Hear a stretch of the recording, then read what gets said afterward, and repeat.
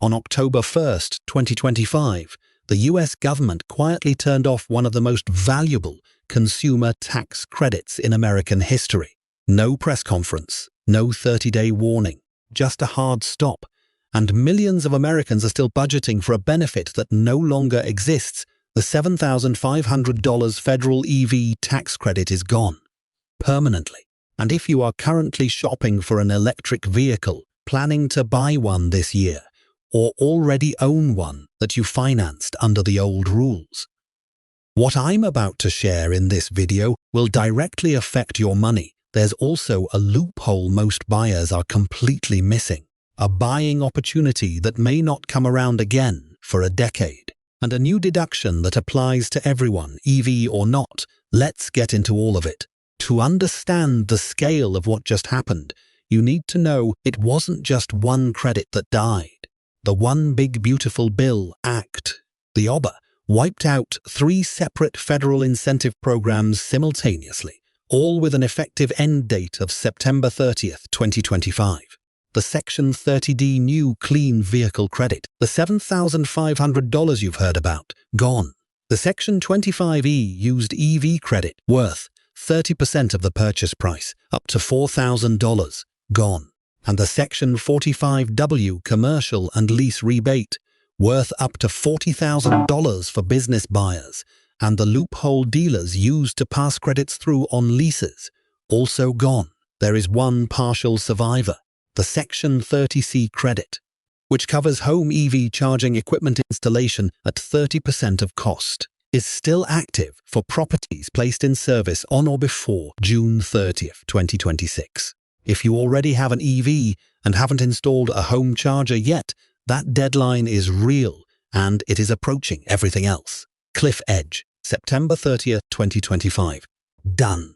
The market reacted exactly as you'd expect when you remove a $7,500 dice count overnight. EV sales in Q1 2026 collapsed 28% year-over-year, dropping to just 212,600 units. Market share fell from 7.5% back down to 5.8%. That's not a slowdown, that's a reversal. Ford bore the worst of it. The company completely discontinued production of the all-electric F-150 Lightning after retail demand evaporated following the subsidy cliff. Ford's EV sales dropped 69% year-over-year in Q1 2026. Their entire Model E electric division posted a $777 million loss in a single quarter. To keep their factories running, Stellantis and BMW are now manually funding their own $7,500 dealer-level discounts out of pocket, effectively paying the subsidy the government used to cover. That tells you everything about where real EV demand sits without the federal backstop. Now here's the part of this story that could be worth $7,500 to the right person, and almost nobody is talking about it. If you signed a binding purchase agreement and paid a deposit on an EV on or before September 30th, 2025, even if the vehicle was not delivered until 2026, you are legally still eligible to claim the full credit. The law preserved this specific scenario, but claiming it correctly requires 2 things. First, you need IRS Form 8936 filed with your tax return. Second, you need the dealer's officially accepted time of sale report, which verifies the transaction date. Without that dealer document, the IRS has grounds to reject the claim entirely. If you're in this situation, get that paperwork from your dealer immediately. Do not assume it will appear automatically. One more thing. If you took the credit at point of sale in 2025 and your actual adjusted gross income ended up above the income caps, $150,000 for single filers, $300,000 for married, you may be required to repay the credit on your 2025 tax return. Check your AGI before you file. Here's the plot twist nobody expected when the credit died. Between 2023 and September 2025, over 1.1 million EVs were leased under attractive terms made possible by the commercial lease loophole. The most common lease term was 36 months. That means starting in April 2026, All of those vehicles are coming off lease simultaneously and flooding the used car market at the same time. Cox Automotive projects the EV share of off-lease vehicles hitting Mannheim wholesale auctions will nearly triple from 5% to 15% in 2026. The supply wave is not coming. It already started. The result? Used EV prices have collapsed to an average of $34,821 in Q1 2026, within just $1,300 of an equivalent gas vehicle at $33,487. In early 2023, used EVs carried a $10,000 premium over comparable gas cars. That premium is essentially gone. You can now buy a used luxury EV, something with a $60,000 original sticker price, at the price of a used Honda Civic.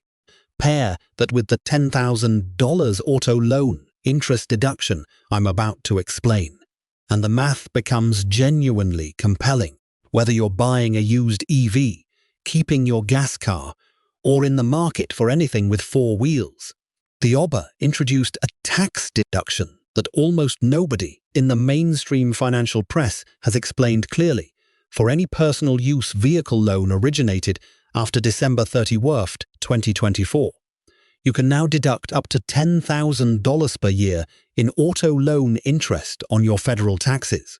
On a 10 to 12% APR used car loan, it meaningfully reduces your real cost of borrowing, the income limits.